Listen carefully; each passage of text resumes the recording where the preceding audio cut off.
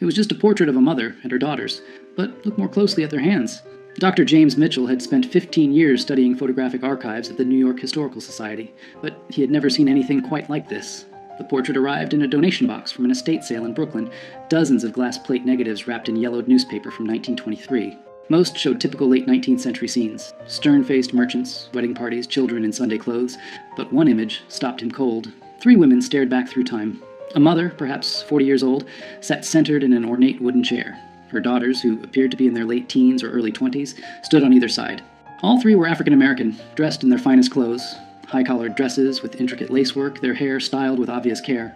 The formal studio backdrop showed a painted garden scene, common for the era. What struck James wasn't the composition or the subject's dignified expressions. It was their hands.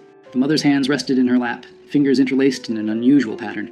Her right thumb crossed over her left, with her index and middle fingers extended while the others curled inward. The daughters each placed one hand on their mother's shoulders, their fingers arranged in similar, deliberate configurations. James had examined thousands of Victorian-era portraits. Subjects typically kept their hands still, folded naturally or resting on props. Photographers of that period demanded absolute stillness during the long exposure time. Every detail was intentional. These hand positions looked too specific, too purposeful to be coincidental. He lifted the magnifying glass, studying the negative more carefully. In the bottom right corner, barely visible, someone had etched tiny numbers into the glass. NY 1892247. James couldn't shake the image from his mind. That evening, he returned to his apartment in the Upper West Side and spread his research materials across the dining table. He had photographed the glass negative with a high-resolution camera, and now the portrait filled his laptop screen in startling clarity. The detail was remarkable for 1892. He could see the texture of the fabric, the small brooch pinned to the mother's collar, even the subtle differences in the daughter's features. But it was the hands that held his attention. He zoomed in until each finger filled the frame. The positioning was unmistakable now. This wasn't random. The mother's right thumb crossed deliberately over her left, a gesture that required conscious effort to maintain during the exposure. Her extended fingers created a specific shape. The daughter's hands on her shoulders mirrored variations of the same theme, fingers bent at precise angles, thumbs positioned with clear intention. James had studied Civil War photography, Reconstruction-era documentation, and early 20th century social reform movements. He knew that activists and underground networks often used visual signals, specific poses, objects placed in photographs. Even the way people stood could convey hidden messages to those who knew how to read them. He opened his database of abolitionist and post-emancipation activist networks. The Underground Railroad had used quilts, songs, and symbols. But this was 1892, almost 30 years after the Emancipation Proclamation, 15 years after Reconstruction ended.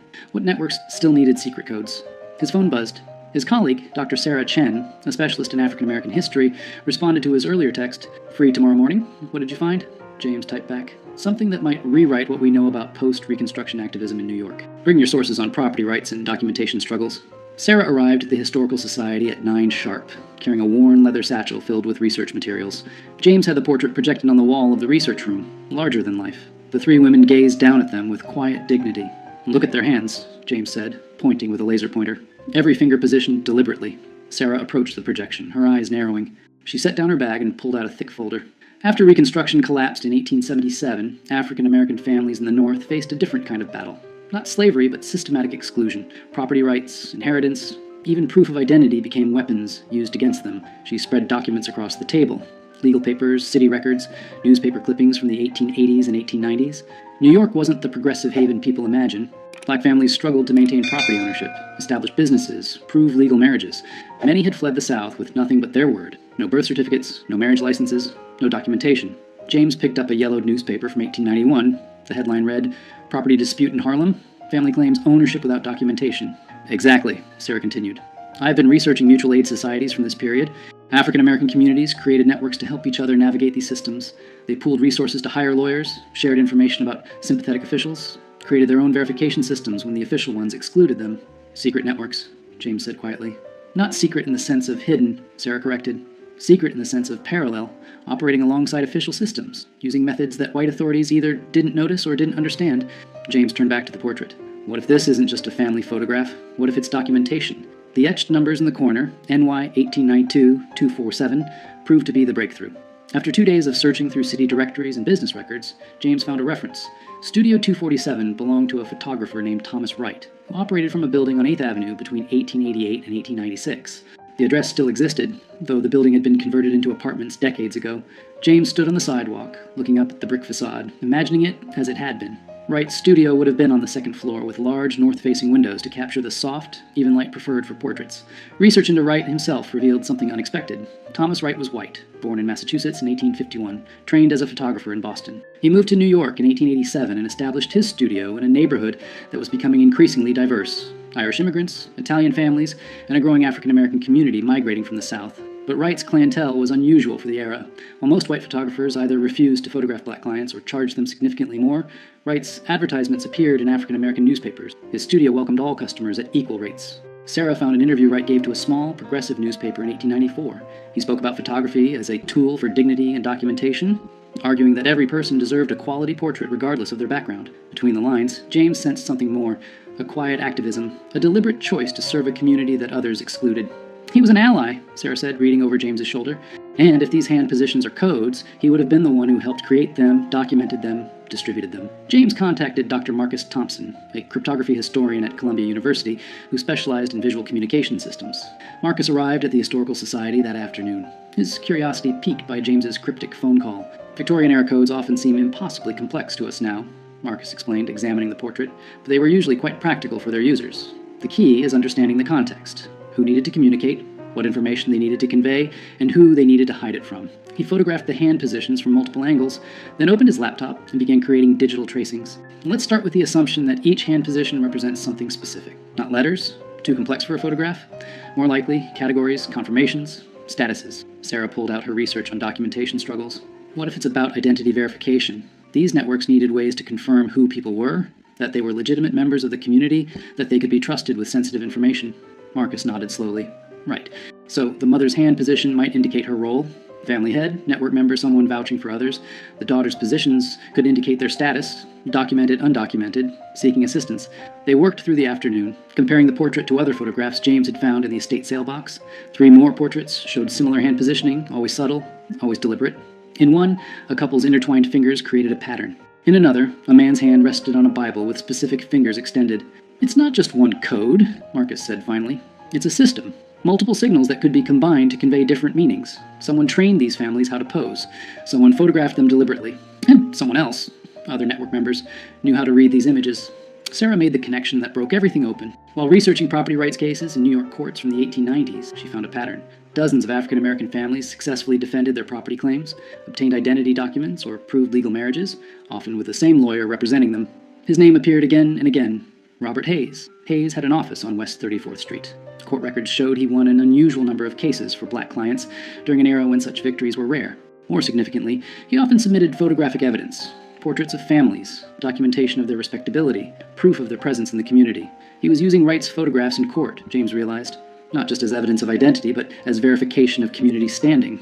These families were photographed, their images were cataloged, and when they needed documentation, Hayes could present these portraits to judges. But there was more. In Hayes' archived case files at the New York Public Library, Sarah found letters, correspondence between Hayes and other activists, teachers, ministers, business owners, discussing verification protocols and community documentation systems. One letter, dated March 1893, was particularly revealing. Hayes wrote to a minister in Brooklyn, "We have expanded our photographic documentation to include 73 families. Mr. Wright continues to provide his services at minimal cost. The hand positioning system allows us to encode essential information that can be verified later. Each portrait serves as both dignified representation and practical identification." James sat back, stunned. They built an entire parallel documentation system. When official channels failed these families, they created their own. And they hid it in plain sight, Sarah added. These portraits looked like ordinary family photographs. No one examining them casually would see anything unusual. But to network members who knew the code, each portrait contained vital information. With the network's structure emerging, James became obsessed with identifying the 3 women in the original portrait. The estate sale had come from a brownstone in Bedford-Stuyvesant, Brooklyn, a neighborhood with deep African-American roots. The Historical Society's donor records provided the seller's name, Patricia Johnson, who had inherited the property from her grandmother. James called Patricia that evening. She was 72 years old, sharp-voiced, and initially skeptical of his interest in old family photographs. But when he described the portrait in detail, her tone changed. "My great-grandmother," she said quietly. "That's Eleanor. Eleanor Morrison. The daughters would be my grandmother, Ruth, and her sister Grace." "Can you tell me about them?" James asked. Patricia was silent for a moment. "Eleanor was born enslaved in Virginia. Came north after the war with Ruth, who was just a baby. Grace was born here in New York. Eleanor worked as a seamstress. She was known for her skill with lace and fine embroidery, supported the family that way."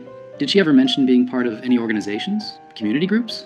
She was involved in her church, Patricia said, and she helped people. That's what my grandmother always said. Eleanor helped families with paperwork, finding housing, connecting with lawyers.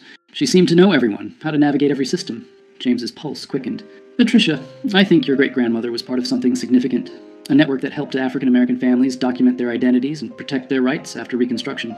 Patricia was quiet again. When she spoke, her voice was thick with emotion. I always knew she was special, but we lost so much history. After she died in 1919, the family scattered. My grandmother rarely talked about those early years. With Patricia's permission, James and Sarah began tracing Eleanor Morrison's connections. Church records from Bethel AME Church in Brooklyn showed Eleanor as a member from 1879 until her death. She served on the Ladies' Aid Society, which officially provided charity to needy families, but the meeting minutes revealed something more structured. The society kept careful records of families they assisted, names, ages, circumstances, needs, but certain entries included notations that made no sense in context, numbers and letter codes that seemed arbitrary. Until Sarah realized they corresponded to Thomas Wright's numbering system. They were cross-referencing, she explained to James. The Church Society identified families who needed documentation. Wright photographed them with the appropriate hand codes. Hayes used the photographs in legal proceedings. And the church records kept track of everything, hidden in plain sight within charity work documentation. James found more photographs in Wright's archive. The Historical Society had acquired his entire collection in 1923, after his death, but no one had properly cataloged it. Dozens of portraits showed the hand positioning system. Families photographed between 1890 and 1896, each image carefully numbered, each one documenting people who had been systematically excluded from official records. They identified other network members. A teacher named Samuel Brooks, who helped families obtain school records for their children. A clerk in the city property office named Mary Chen, who processed deeds and made sure paperwork was properly filed. A minister named Reverend James Washington, who performed marriages and provided certificates when official channels refused. Each person had taken quiet risks, used their position to help, operated within a system designed to exclude the people they served. Together, they had created something powerful, a shadow archive that preserved dignity and protection an official America offered neither. 3 months into their research, James and Sarah organized an exhibition at the Historical Society. They displayed 20 portraits from Wright's collection, each showing the hand positioning system, each accompanied by the story they had uncovered about the family photographed. Patricia Johnson attended, seeing her great-grandmother's portrait properly honored for the first time. She brought her daughter and granddaughter, 4 generations of Eleanor Morrison's descendants standing before the image that had started everything. But the exhibition's most powerful moment came when other descendants arrived. James and Sarah had located families connected to 12 of the photographed individuals. Each had pieces of the story, fragments of oral history, old letters, faded documents that suddenly made sense within the network's context. An elderly man named Thomas Hayes stood before a portrait of his great-grandfather, the lawyer Robert Hayes, photographed with his hands positioned in the same deliberate code. I always heard he helped people, Thomas said quietly, but I never knew the extent. Never knew he was part of something this organized. A woman named Grace Brooks examined a portrait of Samuel Brooks, the teacher. My family said he was arrested once, in 1895, for helping a family obtain false documents, but the charges were dropped. And looking at this now, I don't think the documents were false. I think he was helping people get the documentation they deserved, but were denied. The New York Times covered the exhibition. The article ran with the headline, "Hidden in Plain Sight, How Post-Reconstruction Activists Built a Secret Documentation Network." Within days, historians from across the country contacted James, sharing similar findings from their regions. Parallel networks in Philadelphia, Boston, Chicago, all operating during the same period, all using subtle codes and photographs to document and protect African-American families navigating hostile systems. 6 months after discovering the portrait, James stood in the Historical Society's conservation lab, carefully handling the glass plate negative. They had digitally restored dozens of Wright's photographs, each image now preserved and accessible to descendants and researchers.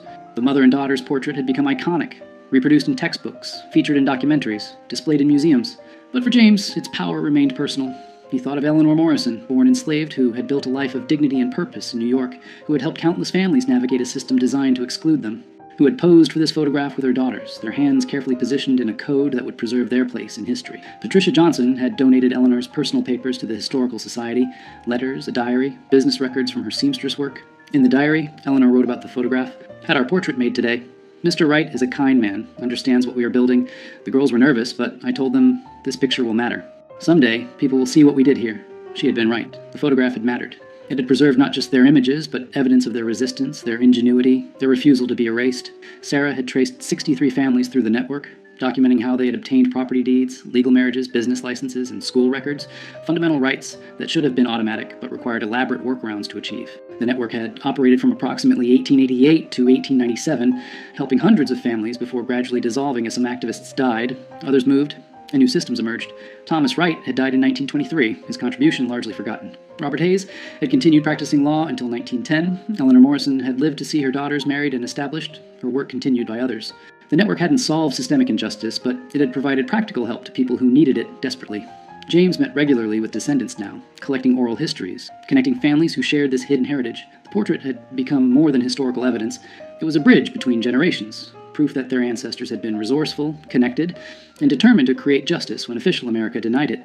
He thought of Eleanor's hands, positioned deliberately in that Brooklyn studio in 1892, her fingers creating a code that would outlive her, that would carry her story across more than a century.